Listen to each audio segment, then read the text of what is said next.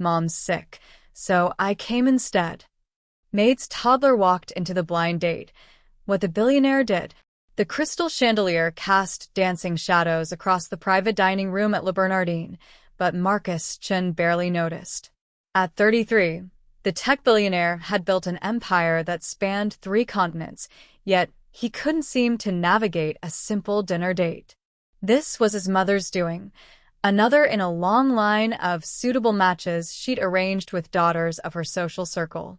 He checked his Patek Philippe watch for the 3rd time in as many minutes. 7:47 p.m. His date was late, which was fine by him. It gave him more time to rehearse his polite excuses for why this wouldn't work out, just like all the others. The restaurant's manager had already refilled his water glass twice, each time with an understanding smile that made Marcus wonder how transparent his reluctance was. He was about to check his emails when he heard a commotion near the entrance, a child's voice, bright and insistent, echoing through the usually hushed establishment. "But I promised Mama. She's sick and she can't come, so I came instead." Marcus looked up just as the maitre d' appeared at his table, his professional composure slightly rattled.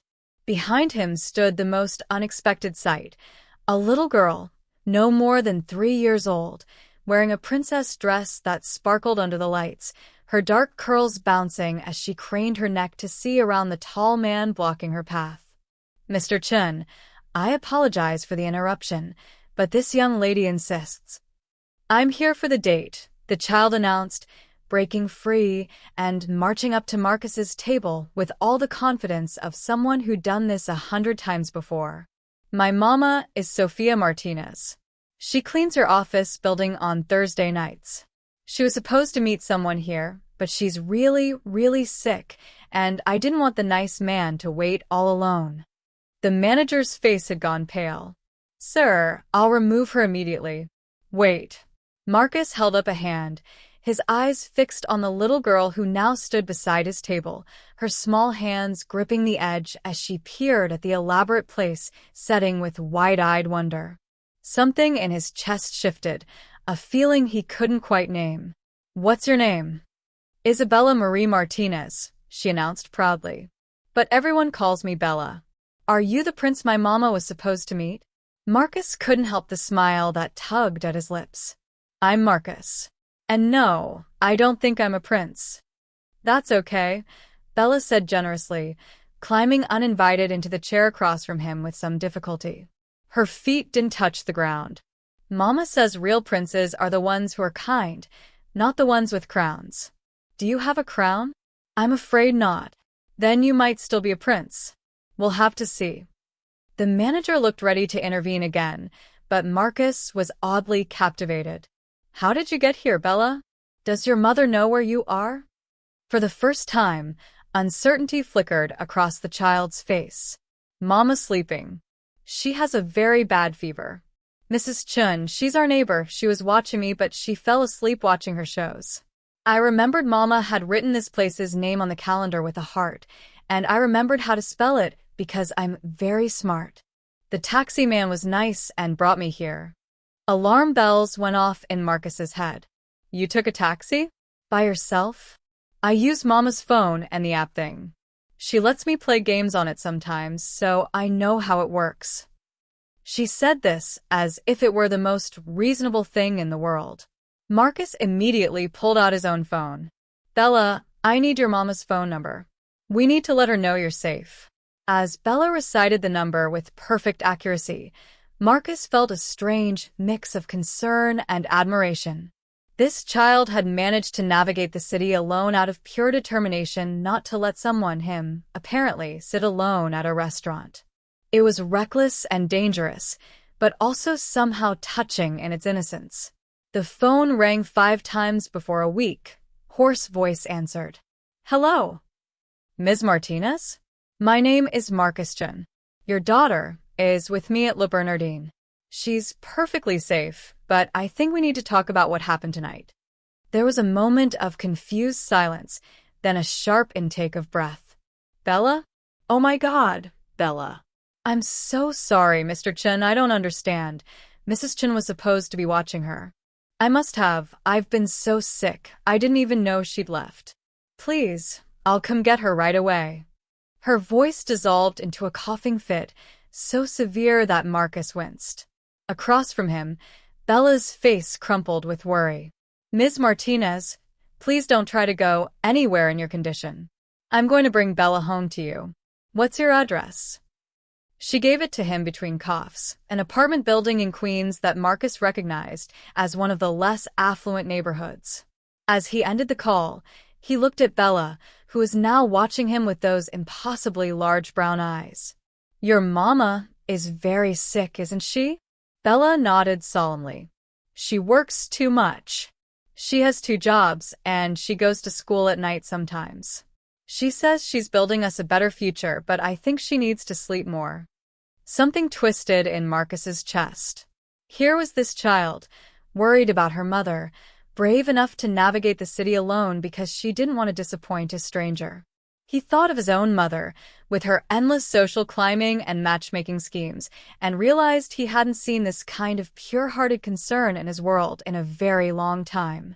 Well then, he said, making a decision that felt both impulsive and absolutely right, we should probably get you home to her. But first, have you had dinner? Bella shook her head. Marcus signaled to the hovering manager. We'll need 2 orders of the mac and cheese.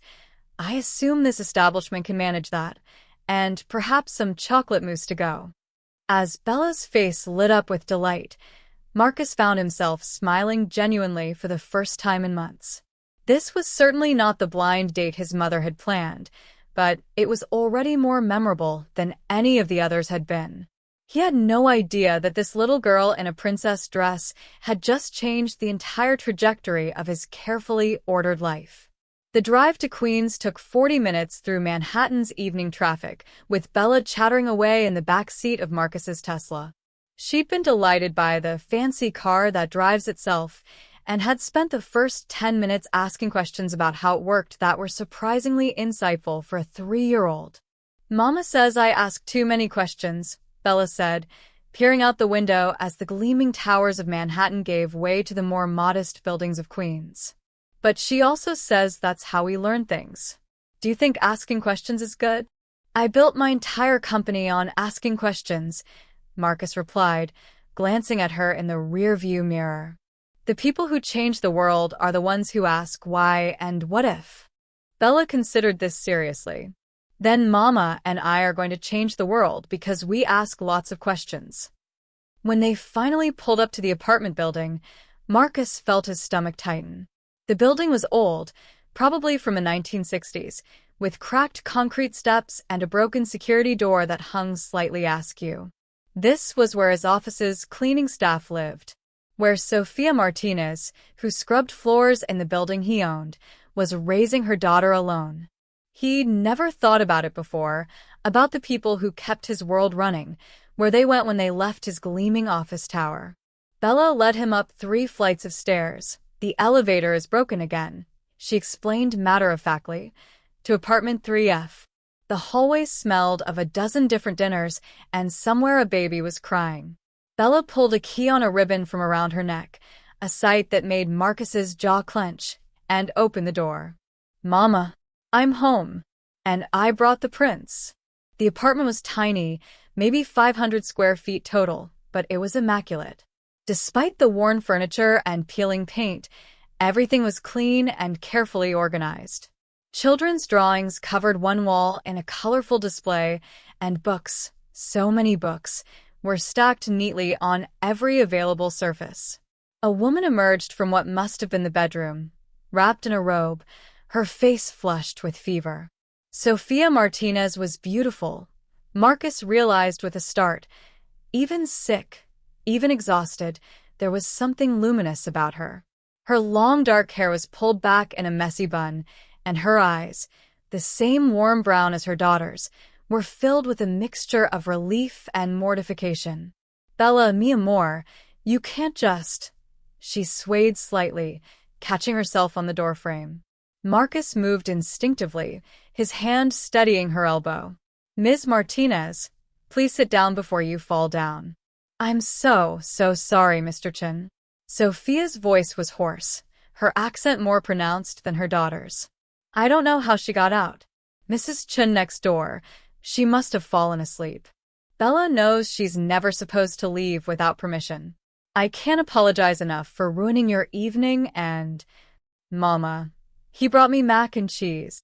Bella interrupted, holding up the takeout bag triumphantly. From the fancy restaurant. And there's chocolate mousse.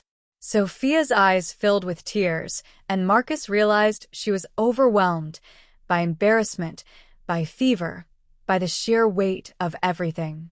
He guided her gently to the small sofa. Ms. Martinez, your daughter was very brave tonight. And yes, very reckless, but she was trying to do a kind thing. Let's focus on getting you well. He turned to Bella. Can you show me where the medicine is? For the next hour, Marcus Chun, billionaire CEO who hadn't so much as made his own coffee in years, found himself in a tiny Queens apartment, coaxing a stubborn woman to take fever reducers, heating up soup he found in the refrigerator, and reading bedtime stories to a 3-year-old who insisted he do all the voices. You're good at the dragon voice, Bella said approvingly, snuggled in her small bed surrounded by stuffed animals. Will you come back and read more stories? Marcus glanced over at Sophia, who had finally fallen into a proper sleep on the couch, her fever starting to break. We'll see, princess. I told you that you might be a prince, Bella said sleepily. Princes help people. That's what makes them princes. After Bella drifted off, Marcus sat in the small living room, looking around at this life so different from his own. Photos covered the walls.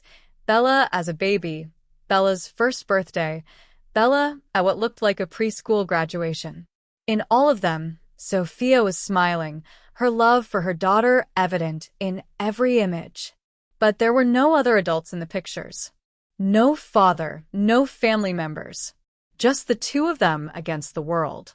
On the small desk in the corner, he noticed papers, a college course catalog, circled classes in business management.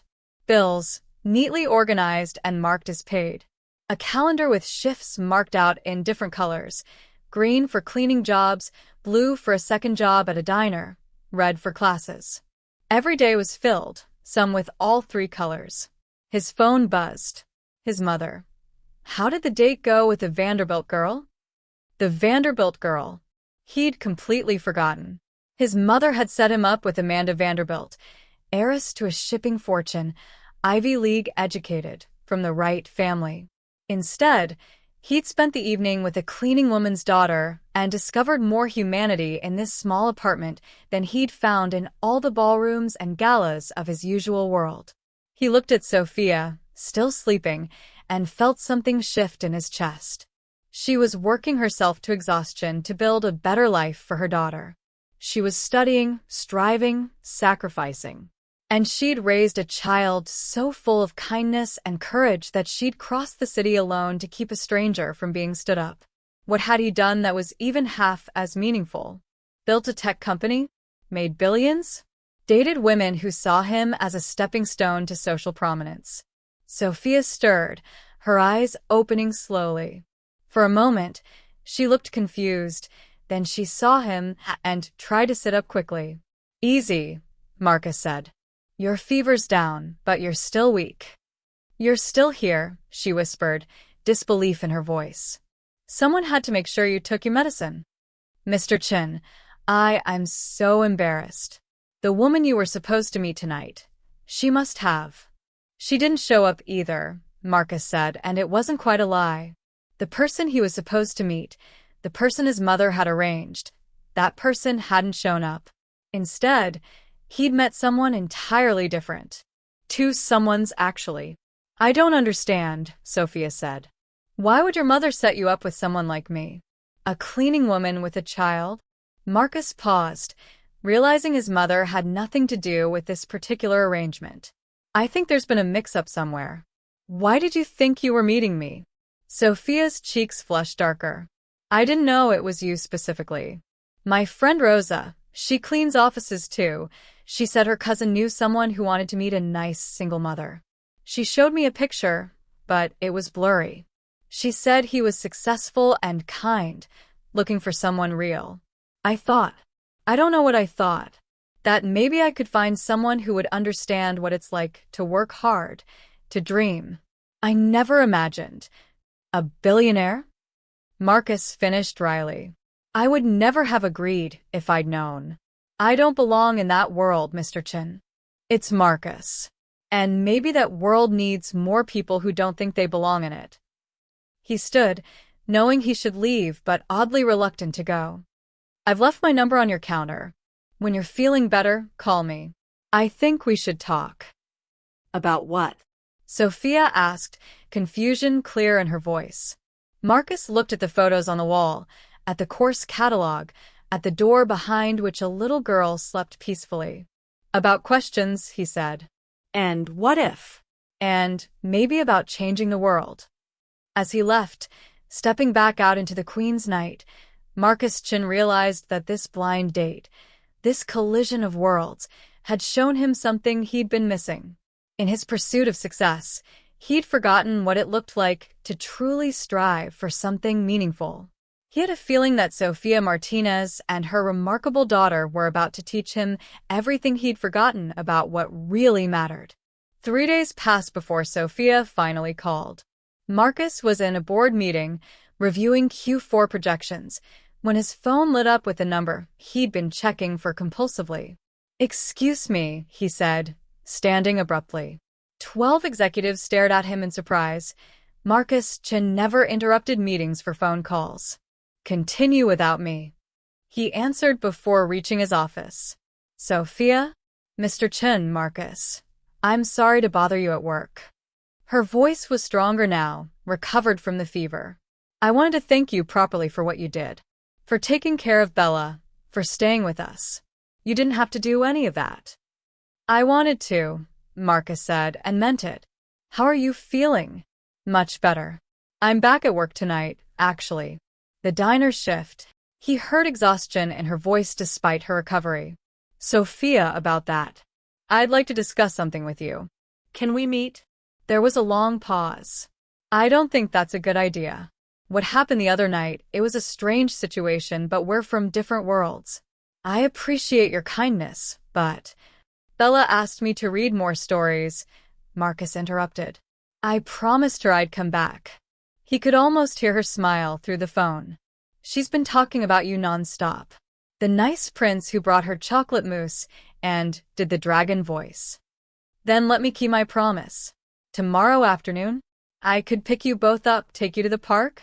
Just as friends," he added quickly. "No pressure, no expectations. Just, I'd like to see her again. See you both again." Another pause. Why? It was a fair question, one Marcus had been asking himself for 3 days. "Because I haven't stopped thinking about what you said, about building a better future. I've spent 10 years building a company making money, and I'm not sure I've built anything that actually matters. You're raising a daughter who's brave and kind and curious about everything. That matters.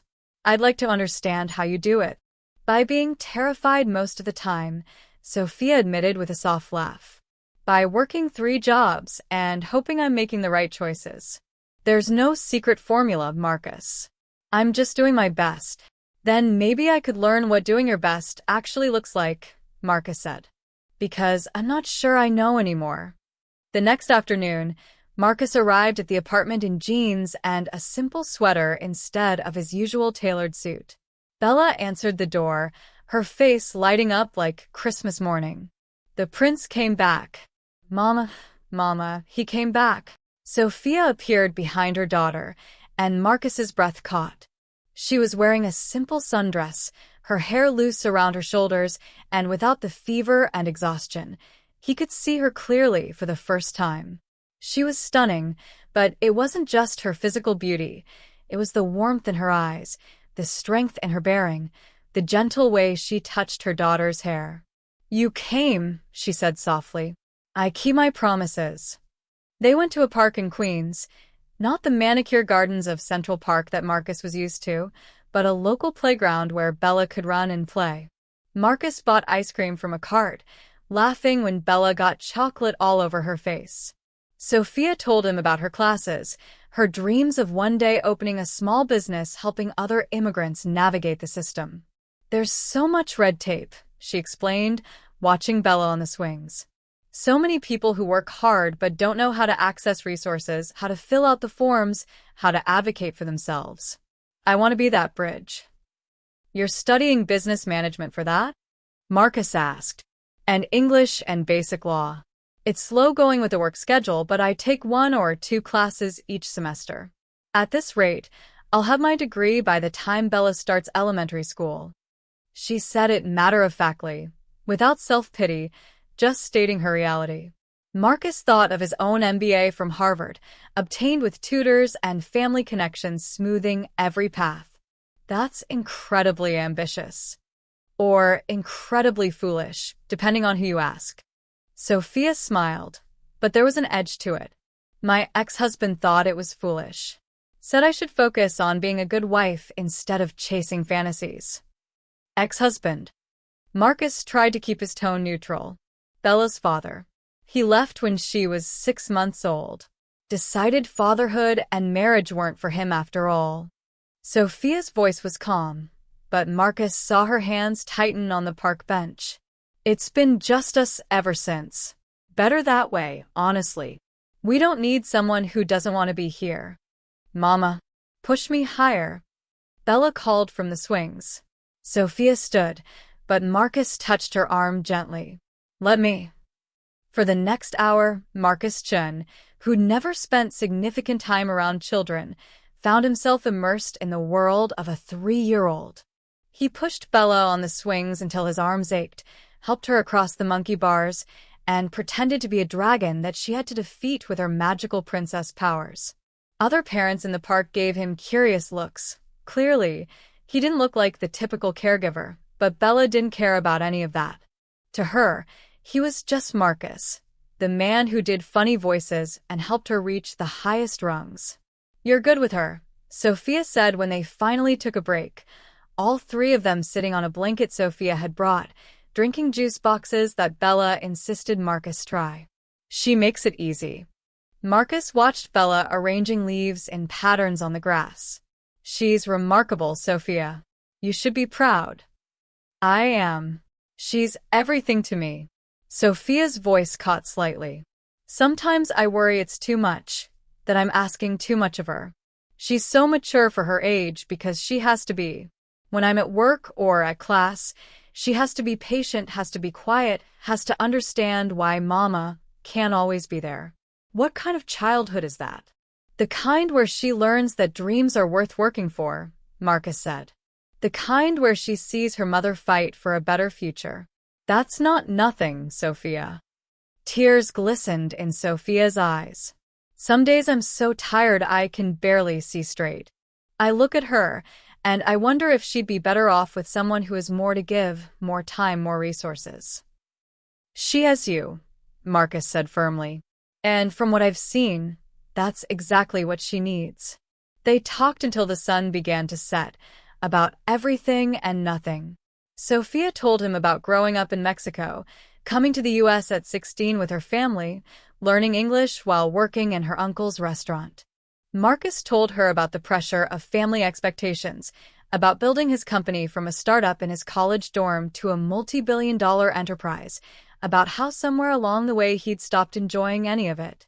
Why do you keep doing it then? Sophia asked. Because I'm good at it? Because it's expected? I'm not sure anymore. Marcus laughed, but it sounded hollow. I've been on autopilot for years. Wake up, work out, go to the office, attend events, meet people who want something from me, go home to an empty penthouse, repeat. I can't remember the last time I felt anything really. And now? Marcus looked at Bella, who had fallen asleep with her head on Sophia's lap, exhausted from the afternoon's play. Now I feel like I've been living in black and white, and someone just turned on the color. Sophia met his eyes, and something passed between them. Understanding, connection, possibility. Marcus, I need to be honest with you. I like you. Bella clearly adores you. But this, she gestured between them. This can't happen. You're a billionaire. I clean the building you own. You go to galas and charity events. I work 2 jobs and go to community college. This isn't a fairy tale. What if I don't care about any of that? You should care. Your family will care. Your friends, your business associates, they'll all care. And Bella, Sophia's voice broke.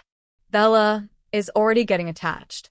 When this ends, and it will end because these things always do, she'll be heartbroken. I can't do that to her. Marcus wanted to argue, to tell her she was wrong, that they could make it work. But he'd seen enough of the world to know she had a point. His mother alone would have a fit. The society pages would have a field day. And Bella, sweet Bella who called him a prince, who trusted so easily, what would it do to her when the fantasy ended? Then we'll be friends, he heard himself say. Just friends. I'll help you study for your classes. We can meet at the park, let Bella play. No expectations beyond that. Can we do that? Sophia studied his face for a long moment. Why? Why would you want to do that? Because, Marcus said honestly, you and Bella remind me that there's more to life than quarterly earnings and stock prices. You're teaching me what it means to actually live for something that matters. Let me be your friend, Sophia. Let me be there for you both. Not as a billionaire, not as a potential romance, just as someone who cares. He could see her wavering, hope and fear battling in her expression. Just friends, she finally said. Just friends, Marcus agreed. But as they packed up to leave, as he helped carry a sleeping Bella back to the car, as Sophia's hand accidentally brushed his, and they both felt that spark of something more, both of them knew they were lying to themselves. Some connections couldn't be limited by labels or logic. Some things were simply meant to be, no matter how impossible they seemed. Over the next 6 weeks, Marcus became a fixture in their lives. He showed up on Wednesday afternoons to study with Sophia at the local library, helping her with business concepts while she helped him remember what it felt like to learn something just for the joy of it. On Saturdays, they went to the park, to museums, once to a children's theater production where Bella sat on his lap and whispered commentary throughout. He was careful to maintain boundaries. He never showed up at her apartment late at night. He never suggested anything that could be construed as a date. When his hand brushed hers reaching for the same book, he pulled back. When she laughed at his jokes and her eyes lingered on his face, he looked away. But just friends was becoming harder to maintain. You're different, his CFO, Jennifer, commented one Monday morning. I don't know what's changed, but you actually smiled at the interns this morning. The old Marcus would have barely acknowledged they existed. Marcus didn't tell her that he'd learned about seeing people from a 3-year-old who noticed everyone, the security guard's new glasses, the barista's different hairstyle, the pigeon with a hurt wing in the park. His mother was less easy to deflect. You've canceled 4 events this month, Patricia Chun said over their weekly dinner. The Rothschild Gala, the Whitney Benefit, I've been busy. With what? The company runs itself, at this point. Marcus, people are starting to talk. Amanda Vanderbilt was humiliated when you didn't show up to your arranged dinner. Her mother is on my charity board, and it's been extremely awkward. Marcus set down his fork. Mother, I never agreed to that dinner. You set it up without asking me. Because I'm trying to help you find a suitable wife. You're 33. It's time to settle down, start a family with someone from the right background. The right background, Marcus repeated flatly. You mean wealthy. I mean someone who understands our world. Someone who won't be overwhelmed by the expectations, the media attention, the social obligations. Patricia paused, studying her son. You've met someone, haven't you? Someone unsuitable. Marcus thought about lying. I've made a friend. A friend. His mother's tone made it clear what she thought of that. Does this friend have a name? Sophia Martinez. Martinez. Hispanic. Mexican-American, Marcus said, his jaw tightening at his mother's tone. And what does Ms. Martinez do? She's studying business management while working to support her daughter. She has a child? Marcus, please tell me you're not getting involved with a single mother. The complications alone. We're friends, mother. That's all. But Patricia Chen hadn't built a social empire by being oblivious. You have feelings for her. Marcus didn't answer, which was answer enough. Marcus, listen to me. I'm not trying to be cruel, but you need to think practically. A woman like that, she'll see you as a meal ticket. You're a billionaire. Of course she'll encourage your attention. Sophia doesn't want anything from me. She barely lets me buy Bella ice cream. Now. But wait until she sees your penthouse, your cars, your lifestyle. Wait until her friends start whispering in her ear about what she could have. Single mothers are desperate, Marcus. They'll do anything to secure a future for their children. Sophia is the least desperate person I know, Marcus said coldly. She works 3 jobs and goes to school. She's building her own future. Then you admire her work ethic. Fine. Hire her. Give her a job at one of your companies. But don't throw away your life on a woman who could never fit into your world. Marcus stood, his appetite gone. My world is exactly the problem, mother. Maybe I need someone who doesn't fit into it. He left his mother's penthouse and found himself driving to Queens. It was late, past 10, but he needed to see Sophia, to remind himself why he was willing to fight for this friendship, even if it never became more.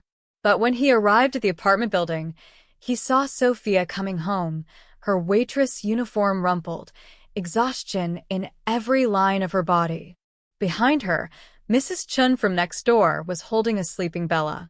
Late shift, Sophia was saying. I'm so sorry, Mrs. Chun.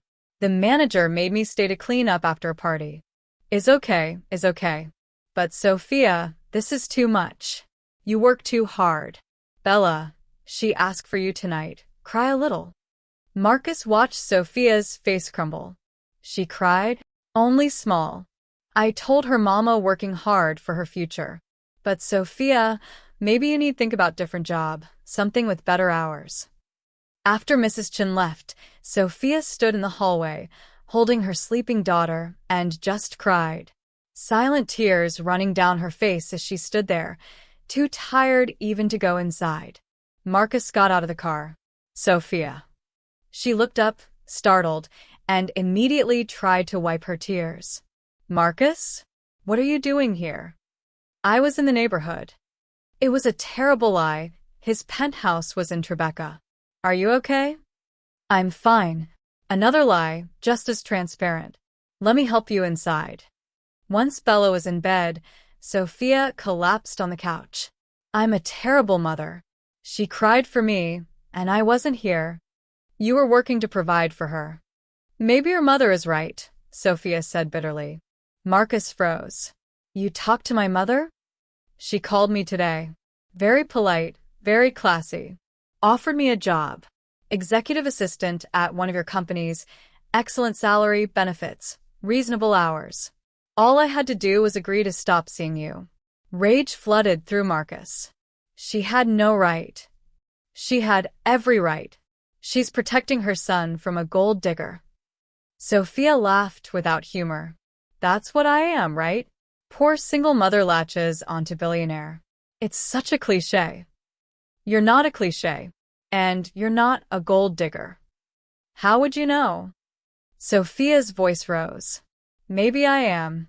Maybe I saw you that night at the restaurant and thought, here's my ticket out. Maybe I've been playing you this whole time. Stop it. Why should I? It's what everyone will think. What your mother thinks, what your friends will think. And maybe they're right to worry. Because tonight, when Mrs. Chen told me Bella cried for me, you know what I thought? Tears were streaming down her face now. I thought, if I were with Marcus, I wouldn't have to work 3 jobs. I could be there for my daughter. I could give her everything. So maybe I am using you. Marcus crossed to her, kneeling in front of the couch, taking her hands in his. Sophia, listen to me. You're exhausted and scared, and you've let my mother get in your head. But I know you. I've seen you refuse to let me pay for things, seen you work yourself to exhaustion rather than ask for help. You're many things, but you're not a user. You don't know that. We've known each other 6 weeks. I know that Bella's kindness comes from you. I know that you're teaching yourself business law from library books because you can't afford the textbooks. I know that you cried last week when I bought Bella that book she wanted, because you felt like you should be able to provide it yourself.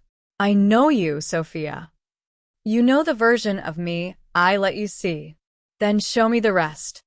Marcus squeezed her hands gently. Show me the parts you're scared of, the parts you think aren't good enough. Show me all of it.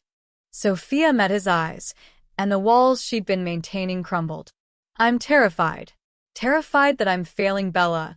Terrified that I'll never get out of this cycle of working just to survive. Terrified that you'll wake up one day and realize I'm not worth the trouble. Terrified that Bella will get her heart broken when you leave. And most of all, terrified that I'm falling in love with you, and there's no possible way this ends well. The words hung in the air between them. The admission they'd both been avoiding. The truth that changed everything. I'm falling in love with you too, Marcus said quietly. And you're right, it's terrifying. My mother will fight us. Society will judge us. The media will tear us apart. But Sophia, I've spent 33 years living the life everyone expected me to live, and I was miserable. These past 6 weeks with you and Bella, these have been the happiest weeks of my life. So yes, it's scary. But isn't it worth being scared for? What about Bella? If this doesn't work out, then we make sure it works out, Marcus said firmly. I'm not going anywhere, Sophia.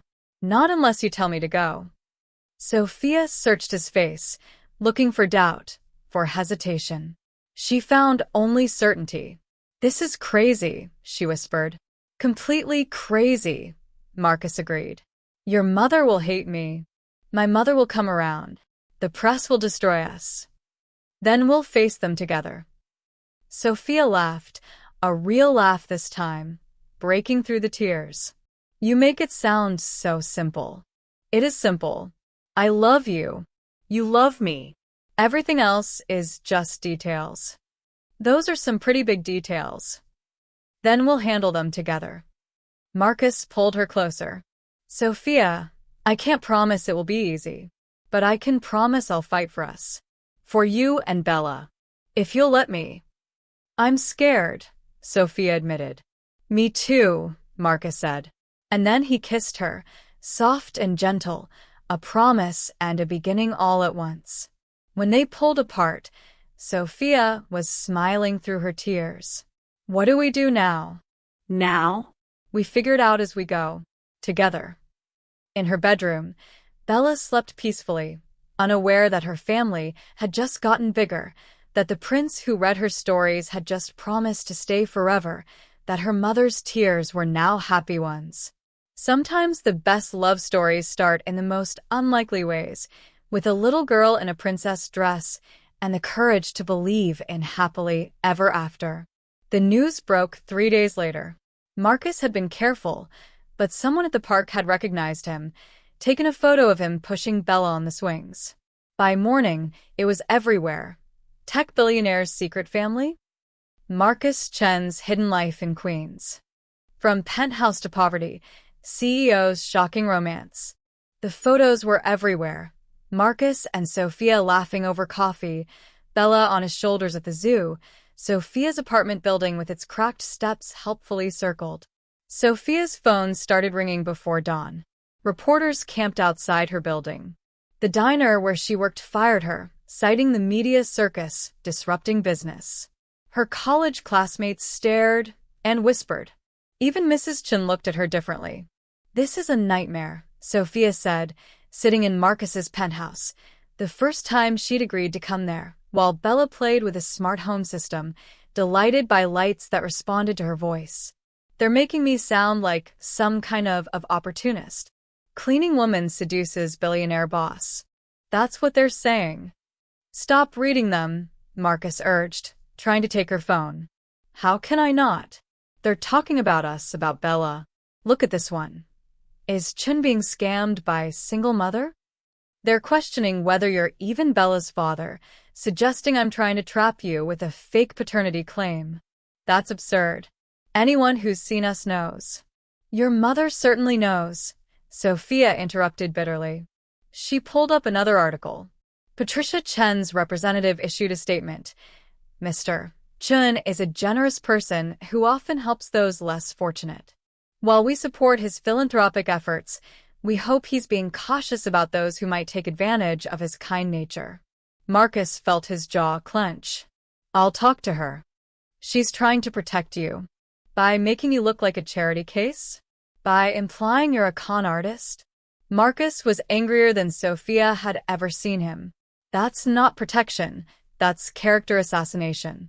His phone rang. Jennifer, his CFO. He'd been avoiding her calls all morning.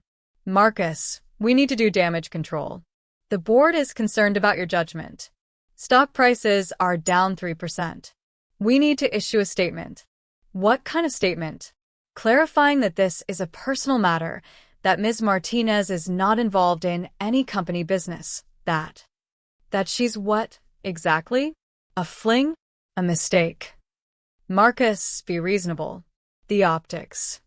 The optics are that I'm in love with an incredible woman who's worked harder than most people in our office ever will. That's the truth. That's the only statement I'm making. He hung up. Sophia was staring at him.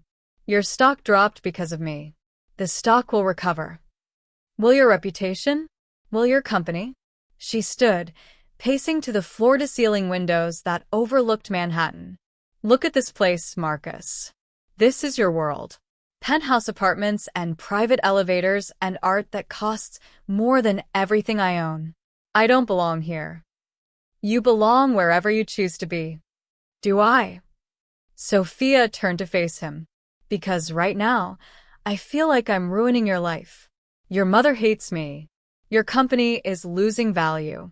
The press is destroying both of us. And Bella, God, Marcus, she can't even go to preschool without photographers following us. So we hire security. With what money? I can't afford. With my money. Sophia, please let me help. And prove everyone right that I'm just after your money? They were talking in circles, both frustrated, both scared. In the corner, Bella had gone quiet, watching them with worried eyes. Mama? Why are you crying? Sophia hadn't realized she was. She immediately tried to compose herself. I'm fine, Mija. Are you and Marcus fighting? No, sweetheart, we're just… Is he going away? Like Daddy went away. The question broke Sophia's heart. Marcus crossed to Bella, kneeling to her level. Bella, listen to me. I'm not going anywhere. I promise you that. But Mama's sad. And on TV they said mean things about us. Mrs. Chun said we're famous now, and not in a good way. Marcus shot Sophia a look. They needed to talk to Mrs. Chun about what she said around Bella. Sometimes people say mean things about people they don't understand, Marcus said gently. But that doesn't change how I feel about you and your mama. You're still my favorite princess, and your mama is still the strongest, smartest, most amazing person I know. Then why is everyone being mean? Because they're scared, Marcus said, and it was true. They're scared because your mama and I are different from each other in some ways, and people sometimes fear what's different. But you know what? The best things in life are often the scariest at first. Bella considered this, then threw her arms around his neck. I'm not scared. I love you. Marcus felt his eyes burn. I love you too, princess. Over Bella's head, he met Sophia's eyes. She was crying openly now, but she was also smiling. That evening, after Bella was asleep in one of the penthouse's guest rooms, Sophia and Marcus sat on the terrace overlooking the city. I can't let you give up everything for me, Sophia said quietly. You're not letting me do anything. I'm choosing this. Choosing you. Choosing us. But your family, your company, will adapt or they won't. Sophia, I built that company from nothing. If I have to walk away and start over, I will. You'd really do that? For you? For Bella? In a heartbeat. Marcus took her hand. But I don't think it will come to that. My mother is stubborn, but she's not unreasonable. Once she sees that I'm serious, that this isn't some phase, she'll come around. You're very optimistic. I have to be. The alternative is giving up on us, and that's not an option. Sophia leaned her head on his shoulder. I've never had anyone fight for me before. Get used to it, Marcus said softly, because I'm not going anywhere. The next morning, Marcus did something he'd never done before. He called a press conference. Not through his PR team, not with prepared statements and corporate spin. Just him, standing in front of cameras, telling the truth. My name is Marcus Chun, and I'm in love with Sophia Martinez. She's a student, a mother, a hard worker, and the most genuine person I've ever met. She didn't seek me out, didn't pursue my money or my status. In fact, she's fought against our relationship at every turn because she's known exactly what we'd face, what we're facing now. The truth is, I'm the lucky one.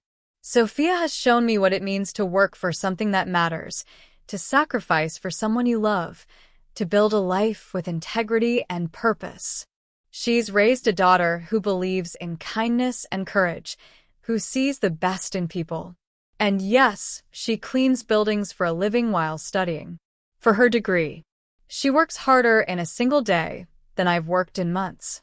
So to those who think she's taking advantage of me, I'll say this. I'm the one who pursued her. I'm the one who kept showing up. I'm the one who couldn't walk away because I finally found something real in a world of artifice. If that makes me foolish in your eyes, so be it. But I'd rather be a fool in love than a wise man alone. The press conference went viral within hours. Opinion pieces flew from both sides, some calling him admirably honest, others saying he was throwing away his legacy. But slowly, gradually, the tide began to turn. Someone tracked down Sophia's professors, who spoke glowingly of her work ethic and intelligence. Her former diner manager, before the one who fired her, talked about how she always took extra shifts to help other employees. Parents from Bella's preschool started a social media campaign, #BellaIsLoved, sharing stories of Sophia's kindness, her involvement despite her schedule, the care she showed for all the children. And then, surprisingly, the Vanderbilt family issued a statement.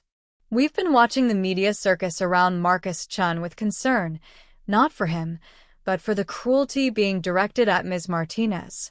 After investigating the facts, we find no evidence of impropriety, only a hard-working single mother being vilified for falling in love. The Vanderbilt Foundation stands with Ms. Martinez and Mr. Chun. True love is rare enough, without society trying to destroy it.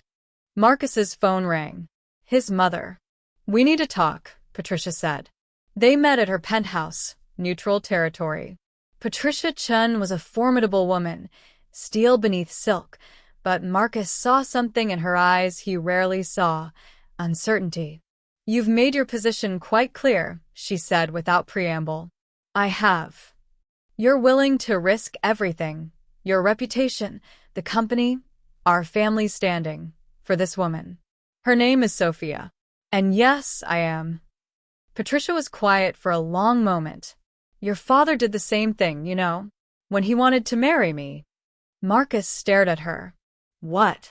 I wasn't always Patricia Chun, society matron. I was Patricia Wong, daughter of a restaurant owner in Chinatown. Your father's parents wanted him to marry into one of the established Chinese-American families. Instead, he chose me, a nobody.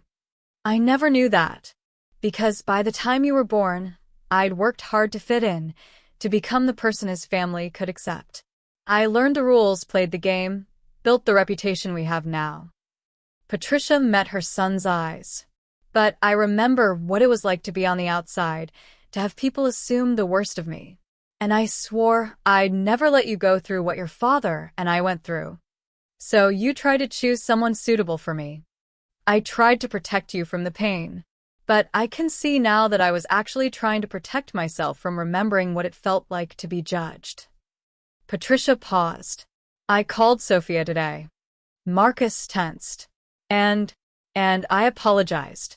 For the statement, for the job offer, for trying to pay her off like she was a problem to be solved. His mother's voice wavered slightly. She was very gracious about it. More gracious than I deserved. She's like that. Yes, I'm beginning to see that. Patricia stood, walking to the window. I'd like to meet her properly. And Bella. Your father would have loved them, I think. He always said the most important measure of a person wasn't where they came from, but where they were determined to go. Marcus felt something in his chest loosen. Thank you, Mother. Don't thank me yet. I'm still not sure about all this. But I'm willing to try. For you. And perhaps, eventually for them. It wasn't a fairy tale ending, not yet. There would still be challenges, still be people who judged, still be moments of doubt and difficulty. But it was a beginning.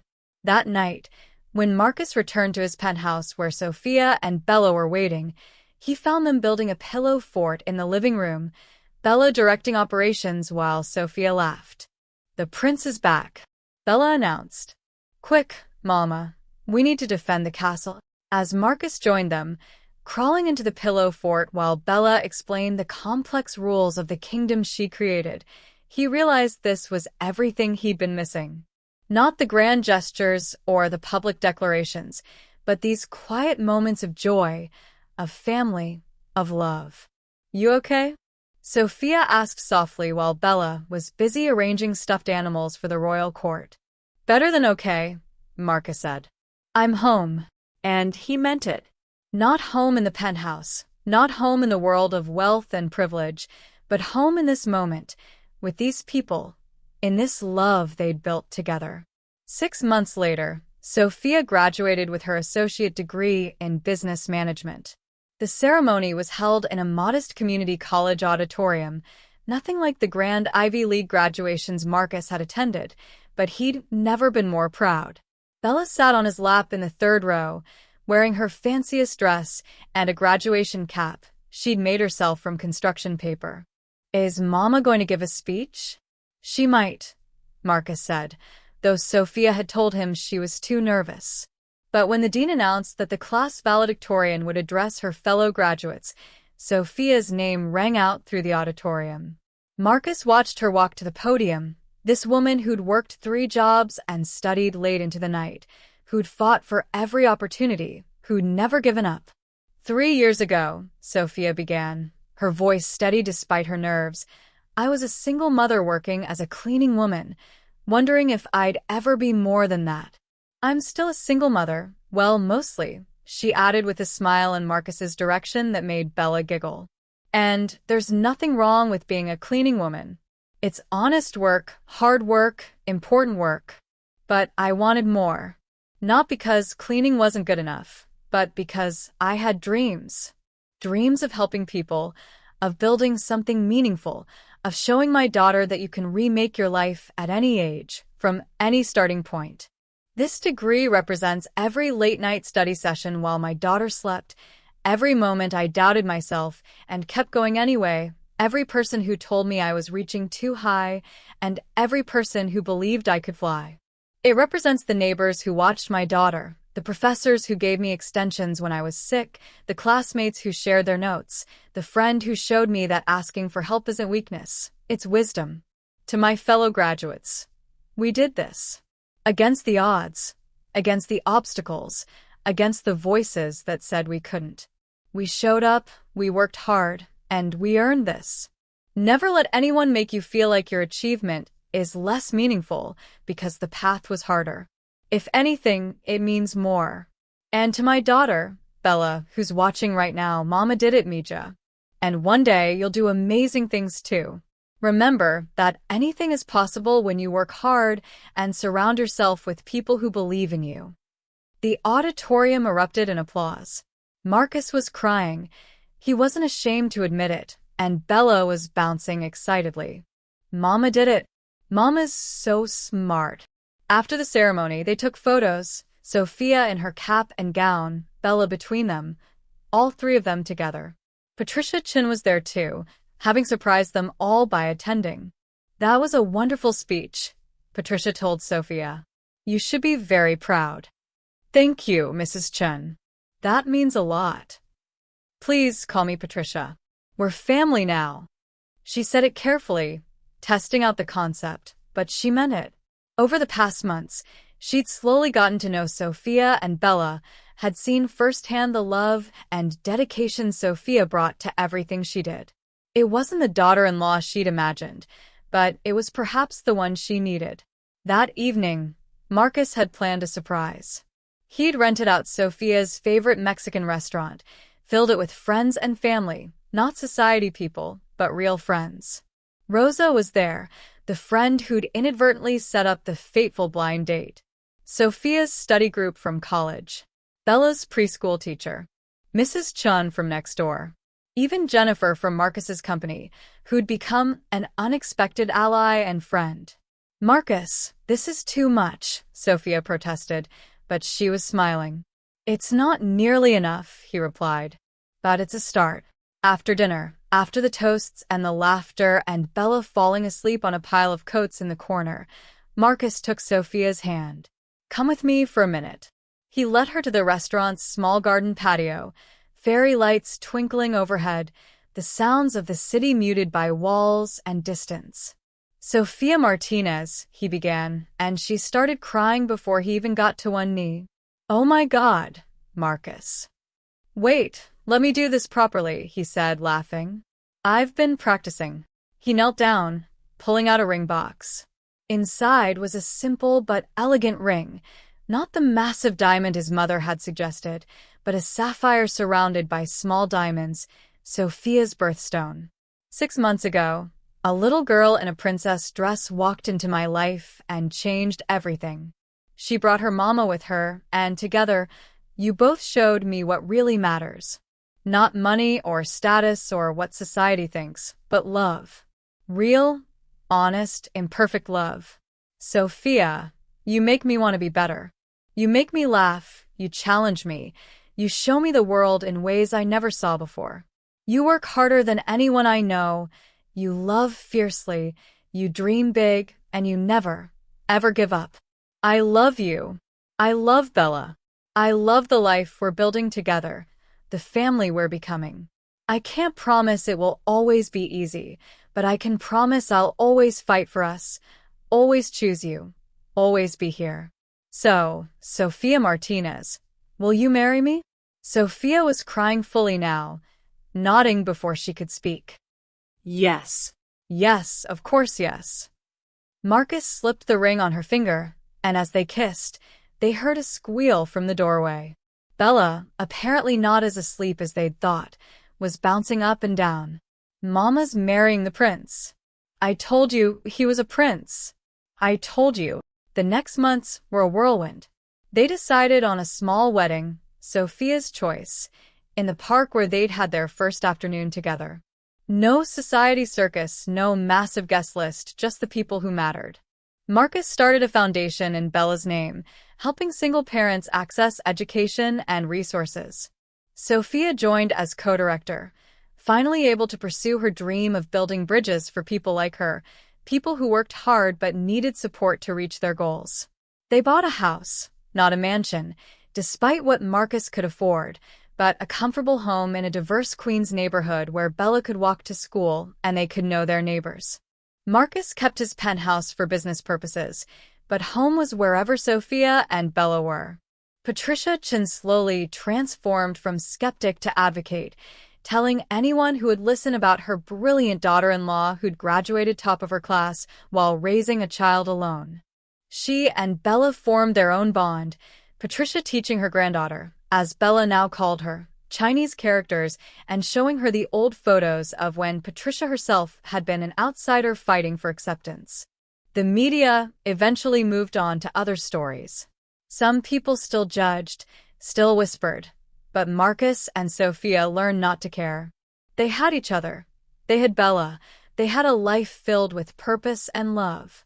On their wedding day, Bella was the flower girl, taking her job very seriously as she scattered petals down the aisle. Sophia wore a simple dress she'd chosen herself, and Marcus thought she'd never looked more beautiful. When it came time for vows, Sophia spoke first. "Marcus, you saw me when I felt invisible. You valued me when I felt worthless. You believed in me when I doubted myself. You didn't save me. I was already saving myself, but you walked beside me, supported me, loved me. You loved my daughter like she was your own, and that's the greatest gift anyone could ever give me. I promise to always be honest with you, to challenge you when you need it, to support you always. I promise to love you not for your money or your status, but for the man you are, kind, generous, thoughtful, and willing to risk everything for what you believe in. I promise to build a life with you that matters, that means something beyond bank accounts and social standing. And I promise that our home will always be filled with love, laughter, and yes, probably some chaos thanks to our daughter." Everyone laughed, including Bella. Marcus took a breath, emotion thick in his throat. "Sophia, when Bella walked into that restaurant 6 months ago, I thought my life was interrupted. I was wrong. It was just beginning. You both brought color to my black and white world, meaning to my empty achievements, love to my lonely life. You taught me that strength isn't about money or power. It's about getting up every day and fighting for what matters. You taught me that family isn't about blood or social standing.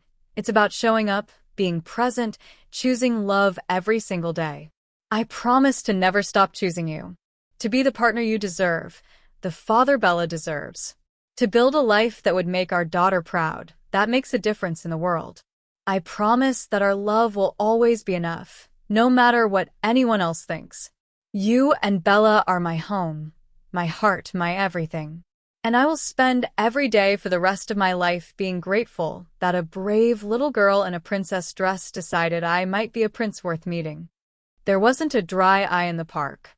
After they were pronounced husband and wife, after the kiss that made Bella cheer and everyone applaud, they walked back down the aisle as a family, Marcus and Sophia hand in hand, Bella between them, all three of them together. That evening, at the small reception in a restaurant garden, Bella climbed onto a chair to give a toast. "I want to say something," she announced. Everyone quieted, charmed by the serious expression on the 5-year-old's face. "When I was really little, like 3, Bella began, making everyone smile at her concept of really little, Mama and me were alone. And that was okay, because Mama is the best. But sometimes Mama was sad, even though she tried to hide it. Then I met Marcus. And I knew right away he was good because he did the dragon voice and he brought chocolate mousse. But more than that, he made Mama smile the way she smiles at me. Like she was happy all the way through. Now we're family. Marcus reads me stories every night. Mama doesn't have to work so much, and she's not sad anymore. And I have a daddy who chose me, which Mama says is even more special than the regular kind. So thank you, Marcus, for finding us. And thank you, Mama, for letting him stay. And thank you, everyone, for being here for our family. I love you all very much." She climbed down to thunderous applause, running to hug both her parents. As the sun set over the park, as their friends and family celebrated around them, Marcus held Sophia close, Bella playing nearby with her cousins, Patricia's sister's grandchildren, who'd welcomed Bella with open arms. "Happy?" he asked softly. Sophia looked at their daughter, at the people gathered to celebrate their love, at the man who'd proven that fairy tales could happen in real life, even if they started with a confused blind date and a brave little girl. "Happier than I ever dreamed possible," she said. "You know what Bella told me yesterday?" She said, "Mama, I think when I walked into that restaurant that night, it wasn't an accident. I think it was magic." "Smart kid," Marcus said. "What did you tell her?" "I told her she was right. That sometimes the universe conspires to bring people together when they need each other most. That love finds a way, even when it seems impossible. And do you believe that?" Sophia smiled, kissing him softly. I believe in us. I believe in our family. I believe that a maid's daughter and a billionaire can build a life that matters. And I believe that the best things in life are the ones we never saw coming. Bella ran over, tugging on their hands. Come dance. Everyone's dancing. They let themselves be pulled onto the makeshift dance floor, joining their friends and family, celebrating not just a wedding but a new beginning. A family built not on money or status or society's expectations, but on love, courage, and the simple belief that anyone can find their happily ever after, even if it starts with a blind date that goes hilariously wrong and beautifully right. As they danced under the stars, Bella between them, their community around them, Marcus thought about how far they'd come. From that first shocked moment in the restaurant to this perfect evening, they'd faced every obstacle together. And they'd won. Not because life was easy, but because they'd chosen each other every single day. Some love stories start with a glass slipper or a kiss that breaks a curse. Theirs started with a toddler in a princess dress, a sick mother, and a billionaire who learned that the richest life isn't measured in money, but in love. And they all lived happily, beautifully, imperfectly ever after. The end.